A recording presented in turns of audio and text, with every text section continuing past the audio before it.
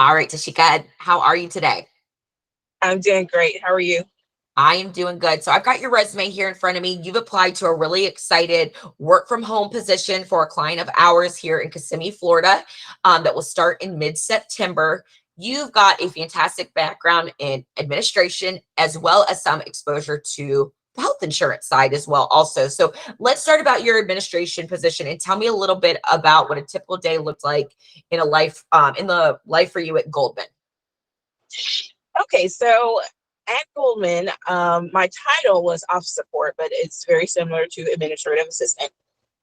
So my duties were I was the receptionist. I did the mail. I assisted the accounting department. I did invoicing. I did accounts receivables, bank deposits. I was also the exhibition coordinator, so I set up all the exhibitions for the company on an annual basis, um, as well as assisting the warehouse. Every department needed assistance. Back to the accounting department, I also did the credit card statements for all the staff in the US and Canada every month. So I typically use Microsoft Excel Great. as well as Outlook. Fantastic. Now let's talk a little bit. Now you worked in health insurance for about 10 months. I mean, not super long, but long enough to get some exposure to verbiage. And you did obtain a license, which we talked about. It's not relevant for this position, but the fact that you do have it and have the exposure. So tell me a little bit about that role and what a day in the life looked like with that company. So with Banker's Life, I obtained my life and health insurance license.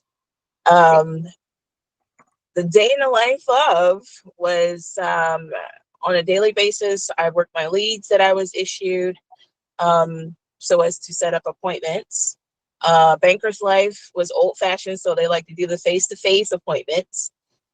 So we would pair up with another agent for the day, work our leads, and then the next day we would go out on our appointments and sit down with everyone that we had appointments with to see what their situation was and what we could assist them with.